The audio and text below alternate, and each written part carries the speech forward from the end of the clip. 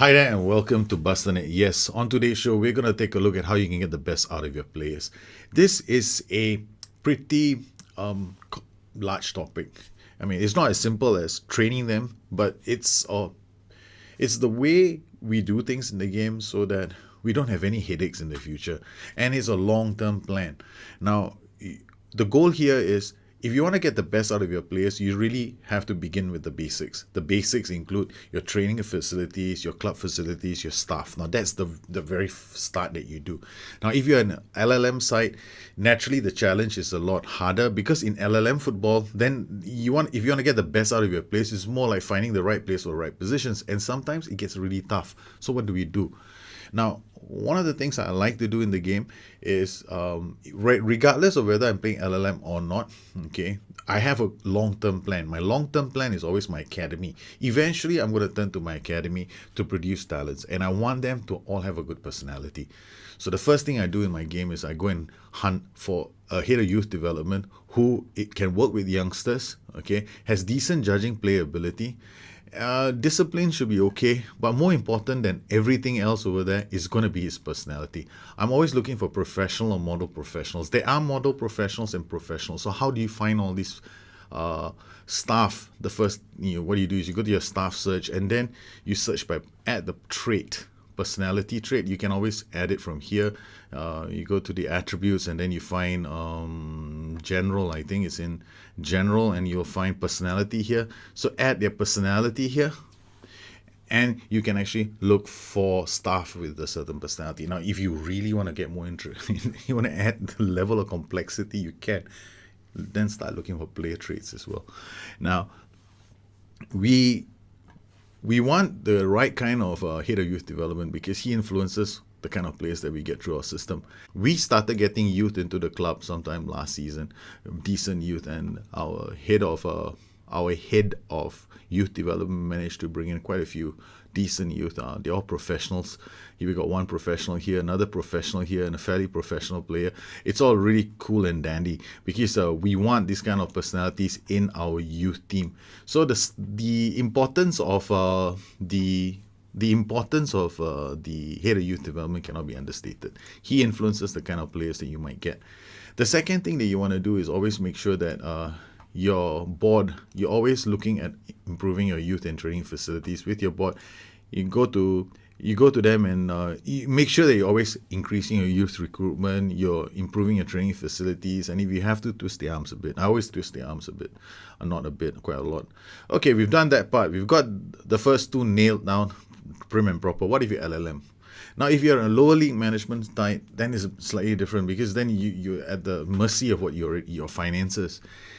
So there, I have a different strategy. My strategy then is to find players who are good enough for 1 or 2 seasons and use them. If they're really, really, really good, then like I will I might retrain them, but because the training facilities aren't that good, they have to be playing a lot of games. So that's the trick here. You got to make sure that they get a chance to play. You can't just put a youngster in the reserves and then hope he develops. He won't. He needs game time. After the age of 18, players need game time in order for them to develop. So that's how you're going to get the best out of them. If you want the best for them, make sure they play once they hit 18. Either play in your first team or they go out on loan. All right, we've sorted that one out. Now, okay, now you got a tactic.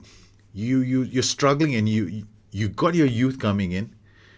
They're not exactly what you want, right? And like, you're going, oh God, these aren't the best. I wanted more. So what do you do next? You immediately tutor them. Okay, I've got all these boys, they're all learning from somebody. Most of them are. So we tutor them, and if you look at my main squad, there are quite a number of my main squad tutoring players. Why do I tutor them? Because I want their personalities to improve over time. That is really, really important. Now I'll show you what has happened in the last 6 months alone. Now let's just compare some of their personalities. And I had to do it this way because I could have done a nice graphic, but there's not really much. There's not a lot of time at the moment in my house, especially. There's good news, and I have to do it this way. So let's look at the effects of tutoring. This is just less than 6 months. Look at the dates. March 2027 is August 2027 over here. All right. So we got Matthew Simpson. He's been tutored by somebody. When we first got him, he was 15 years old. That's like less than 6 months ago. His determination was only 6, but since he started getting tutored, his personality has slowly changed. He's being tutored by a resolute personality, so his personality is improving. He started at unambitious. Now he's already fairly loyal. He's had an increase in determination by 5 points. Wow, that's cool. Okay, now we've got another player here. Let's go down the list a bit more. We had one player. He started out as unambitious, so at least now he's fairly ambitious. We have another player down the list. What's his name here? Alan Halley. Low determination of only 3. Alan Halley now has a determination of 7. Okay, he's fairly professional. Check this out. He started out low determination at 3. Alan Halley now is a fairly professional personality. Tutoring was successful. Okay, his determination is going to improve over time. That much I'm very certain about. So this is what you do with your personalities. The moment they come into your club, find a personality. If you're going to keep youth players, at least between 16 and 17, if you have plans, then the first thing you do, tutor them. Find somebody in your senior squad, because it's going to be the best time. Get them tutored, get their personalities improved, put them under the wing of an intelligent player somewhere, and then they will start improving. And between 16 to 18, club training facilities are going to be important. Off they go. All right, we sorted that one out now. Now, let's get to the juicier parts. Okay, now you have a tactic. And you go out there and this is what I faced. I have a 4-4-2 here. Now my 4-4-2, I wanted my 4-4-2 to have the ability to use inverted wingbacks. I also wanted players to be versatile, because I want positional flexibility. I want them to be able to play in different positions. Now sometimes when we play on very fluid, there's an interchanging of positions as well. You may not see it in the game, but it happens for short moments. So I wanted to make sure that I got players who can actually switch positions. They can cover for somebody else and do the necessary. And I had a problem. I couldn't find a fullback. All I had was this guy I paid a shitload of money for, Pablo Mafio. We got this guy. He's not 30 years old. He's done okay over the years. But at 30 years old, he was still valued at 10.5. I'm really planning on selling him already. He's a key player. I want to let him go because I want to get the best out of him. And I've already got the best out of him. I don't see him improving for the future. So there I was looking for a fullback. Okay, I go into the marketplace. Every good fullback costs a hell of a lot of money. Okay, so I was like, I can't afford to pay 8 million, 20 million, 30 million for fullbacks who can cross, who can dribble, who can tackle, who have decent anticipation, who have good off the ball. It was almost impossible. So what did I do? I went out there and I got this player, Sergio Zuniga, for 7.5 million. Now, initially my board wasn't happy. They went, we don't like him. So we bought him for 7.5 million last season. My board was not thrilled with our purchase, but I didn't care. When I looked at his attributes the first time, Sergio Zuniga, I was thinking in terms of, we have a fullback here. We started retraining him. We retrained him as a fullback, and his performances were okay at the start. 7.4 on average. He won 2 Young Player of the Month awards in the 6 months that he was retraining. He came into the side, we fit him into the system, and that's the second thing you need to do. You need to play him in the system as how you want to play him. He was played as an inverted wingback and as a fullback, so he had quite a few games where he started playing. And if we look at his performances, they were pretty solid. 7.4, 7.5, 7.9. He never recorded, very rarely was he less than 7. So we played him as a fullback, a deep line playmaker, a wingback, an inverted wingback, a fullback, inverted wingback. So his performances have been very, very good over the time that he's been retraining, and he has fit into our team brilliantly. Now, what does this mean? This means that you can go out there and find players. Now, if you wanted, there's something that happens in real life as well. Some clubs, they go out, they look out for wingers who already have those attributes. They're great at attacking opposition areas. Then what they do is they retrain them as fullbacks because they have the attacking ability to get forward. Now they just have to retrain them so that they have a bit more balance in defense. This was one option I wanted to pursue with Elia Pipoli. Now I didn't do this because I already have Zuniga, and I was thinking to myself, I want to keep this option till later. As he gets older, he's going to be turned into a fullback, and I'll start playing him as a fullback. And the great thing about this is when you start retraining them as fullback, sometimes the game is looking for players of that caliber. Why don't you try a search? If you search the game for an attacking fullback, check their values. Their values are probably very, very high.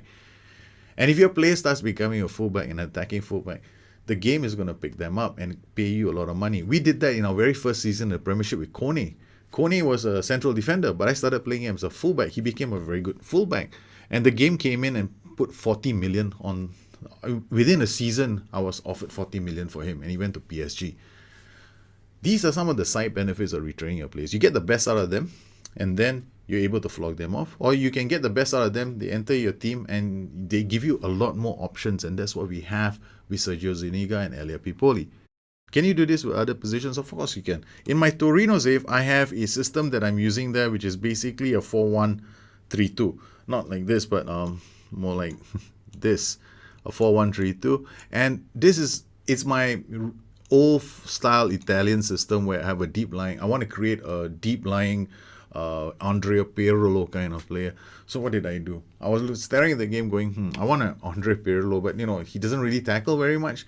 But then I found an attacking playmaker in Daniel Baselli, and I decided, okay, I'm going to retrain him as a deep lying playmaker.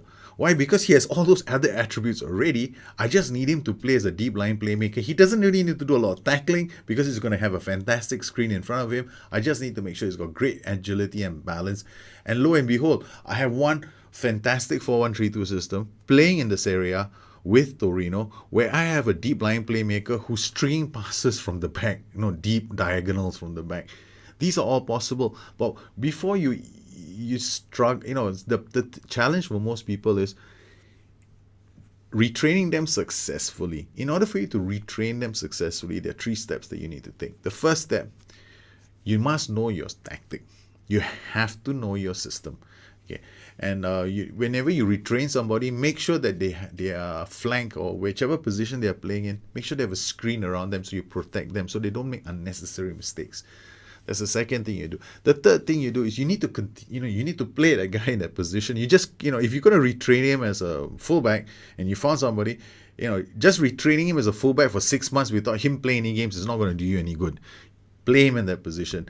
Now, if his ratings stay good, like 7.0 on average, then he's gonna get there very fast, and he's gonna become a success. Zuniga, 6 months. That's all it took for him to be a natural in a position. And now, my 4-4-2 in which he plays is easily the best system I have right in the game at the moment.